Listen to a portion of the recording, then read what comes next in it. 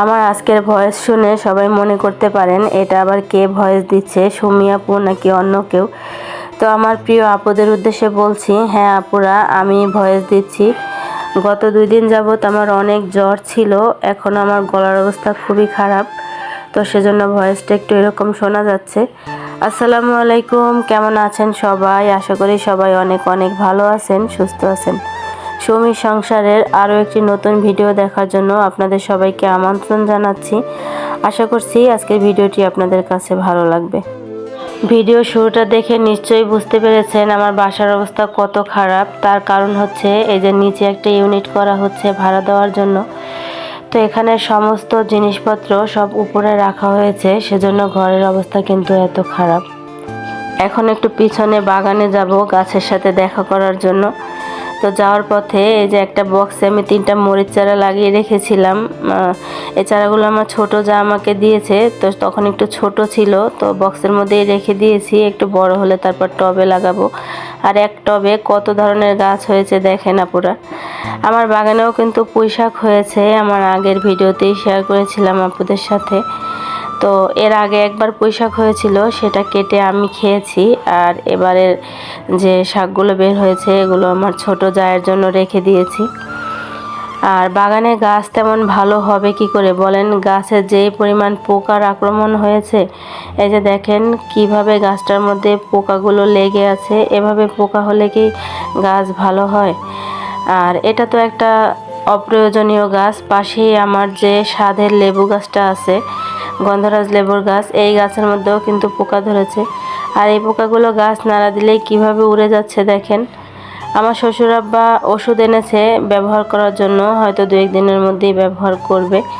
আর বাগানে যে ডাঁটাগুলো হয়েছে, ডাঁটাগুলো দেখেন মাশাল্লাহ। আর এগুলো খেতে এত সুস্বাদু কি বলবো, একদম সার ছাড়া চাষ করা হয়েছে, তো সেজন্য মনে হয়। আর বাগানে ঘাসের অবস্থা দেখেন, ঘাসগুলো দেখাচ্ছি একটা কারণে। ঘাসগুলো তো কেউ লাগায়নি, কোনো যত্ন করেনি, তারপরও কত সবুজ আর কত সুন্দর হয়েছে। আর এই যে দেখেন আমার লাগানো গাছ পোকায় খেয়ে পাতাগুলো একদম নেটের মতন করে ফেলেছে। আর এই যে গাছে পোকা আছে কিন্তু দেখাই যাচ্ছে।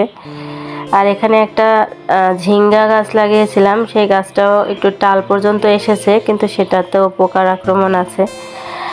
আর এই যে আমি এখানে চিচিঙ্গা গাছ লাগিয়েছি, গাছগুলো তো এখন পর্যন্ত টাল পর্যন্ত আসতেই পারেনি। মোট কথা ঘাসের অনেক উন্নতি হলেও গাছের কিন্তু কোনো উন্নতি হচ্ছে না। এখন বাসায় এসে দুপুরে রান্নার জোগাড় যন্ত্র করে নিচ্ছি। এই গরুর মাংসগুলো 3-4 দিন আগে আপনাদের ভাইয়া নিয়ে এসেছিল। এখানে 3 কেজি গরুর মাংস আছে, কিন্তু এটাকে আমি কেটে আলাদা আলাদা করে রাখতে পারিনি, তখন একবারে রেখে দিয়েছিলাম। আজকে সকালে উঠে ভিজিয়ে দিয়েছিলাম, এখন আমি পিস করে কেটে এখন ভাগ করে নেব। তো এখানে 3 কেজি মাংস আছে, 3 কেজি থেকে আমি 3 ভাগ করে নেব। তো এখানে এক এক ভাগে যেটুকু মাংস হয়েছে, এটা রান্না করলে আমাদের একটু কম হয়ে যাবে আমি জানি, কিন্তু তারপরেও এটাকে আলু দিয়ে রান্না করে আমি একদিন চালিয়ে নেব। কারণ বর্তমানে বাজার দরের যে অবস্থা হয়েছে, আমাদের এভাবে কম কম জিনিস দিয়ে সংসার চালানোর অভ্যাস করতে হবে, না হলে সামনের দিকে অনেক মুশকিল হয়ে যাবে। তো মাংস রান্না করার জন্য পেঁয়াজটাকে কেটে নিচ্ছি। আর বাকি যেসব মশলা লাগবে সেগুলো আমার রেডি করাই আছে। আর আজকে এই মাংসটা কিন্তু আমি প্রেসার কুকারে খুবই অল্প সময়ে রান্না করে নেব। আর সাথে রান্না করব কাঁকরোল, রান্না করব না, তেলে ভাজি করব। তো সেজন্য কাঁকরোলের উপরে যে কাটা কাটা দিকটা আছে সেটাকে পরিষ্কার করে নিচ্ছি। আর এগুলোকে আমি একটু মোটা মোটা করে কাটবো। এগুলোকে শুধু তেলে ভাজবো আর রান্না করব না। আর কাঁকরোলের ভেতরে যে বিচিটা আছে সেই বিচিটাও কিন্তু আমি ফেলে দেব।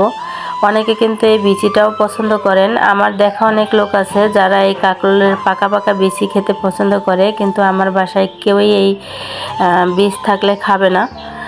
মাংসটাকে ধুয়ে রেখেছিলাম, এখন ডাইরেক্ট প্রেসার কুকারে দিয়ে দিলাম। আমি প্রেসার কুকারে দিয়ে হাতে মেখেই এই মাংসটা রান্না করব।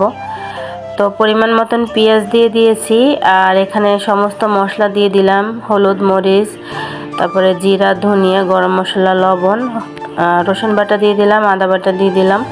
এখন একটা খুন্তির সাহায্যে ভালো করে আমি মিশিয়ে নিচ্ছি মাংসটাকে মশলার সাথে।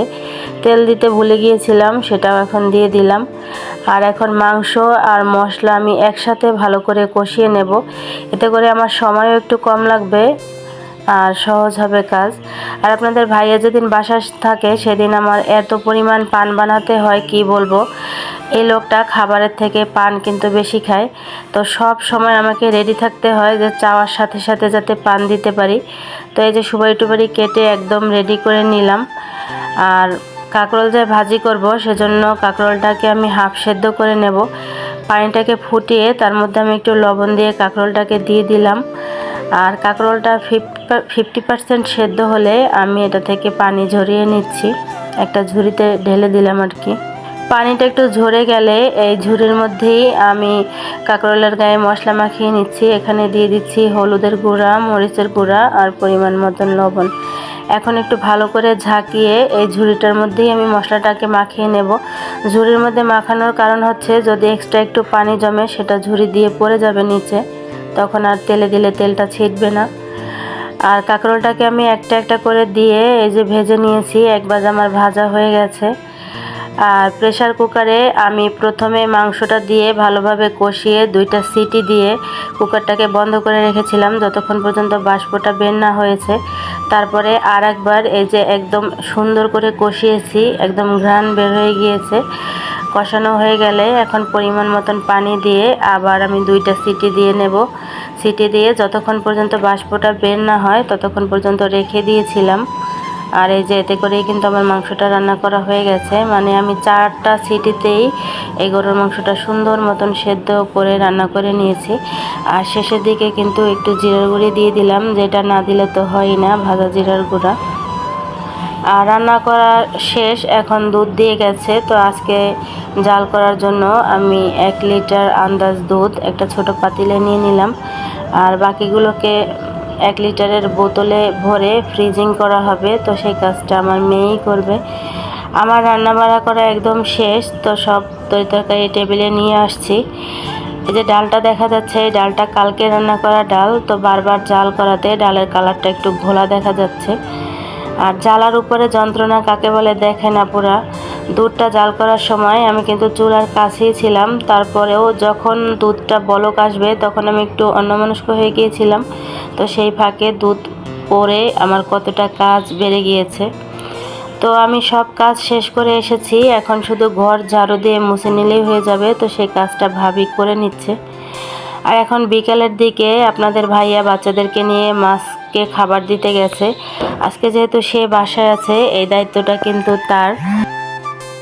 প্রতিদিন তো এই কাজটা 3 বেলা আমিই করে থাকি, আজকে যেহেতু সে বাসায়, সে একটু করে নিচ্ছে। তো এখন পর্যন্ত যেসব আপুরা অথবা ভাইয়ারা আমার ভিডিওর সাথে আছেন কিন্তু একটা লাইক দিতে ভুলে গেছেন, তারা মনে করে অবশ্যই একটা লাইক দিয়ে দিতে পারেন। আপনার একটা লাইক আমার কাছে অনেক গুরুত্বপূর্ণ। আপনার একটা লাইক আমাকে আমার গন্তব্যে পৌঁছাতে অনেক সাহায্য করবে। আর নতুন কোনো আপু অথবা ভাইয়ারা যদি আজকে প্রথম আমাকে ভিজিট করে থাকেন, আমার ভিডিওর কোনো অংশ যদি আপনাদের কাছে ভালো লেগে যায়, তাহলে সেই অংশটুকুর জন্য হলেও চ্যানেলটাকে সাবস্ক্রাইব করে আমার পাশে থেকে যেতে পারেন। আর যারা অলরেডি এই কাজটি করেছেন তাদের সবাইকে জানাই অসংখ্য ধন্যবাদ। তো ছাদে এত ধরনের এত সুন্দর সুন্দর ফুল ফুটে থাকে যে প্রতিদিন তাদের সাথে দেখা না করলে কিন্তু মনটা একদমই ভালো লাগে না। আর একটা কষ্টের বিষয় কি হচ্ছে জানেন আপুরা, আজকের ভিডিওতেই আরেকবার বলেছি, লাগানো গাছের থেকে ঘাসের চেহারা ভালো, যেটা খুবই কষ্টদায়ক। এই যে আমার মরিচ গাছ আর পুদিনা গাছ দেখেন, আর এই ঘাসগুলো দেখেন, এই ঘাসগুলো কিন্তু কেউ লাগায়নি, তারপরও কত নাদোষ নুদোষ। আর আরেকটা টব আপনাদেরকে দেখাচ্ছি, সেই টবটা দেখলে আপনারা বুঝতে পারবেন। এই যে এই টবটাতে কত ধরনের গাছ আর কত সুন্দর, কিন্তু এই গাছগুলো কিন্তু আমি লাগাইনি, এগুলো কিন্তু এমনিতেই হয়ে এরকম ভরে আছে। আমার পছন্দের মাধবীলতা গাছ দেখিয়ে আজকে বিদায় নিয়ে নিলাম। আল্লাহ হাফেজ।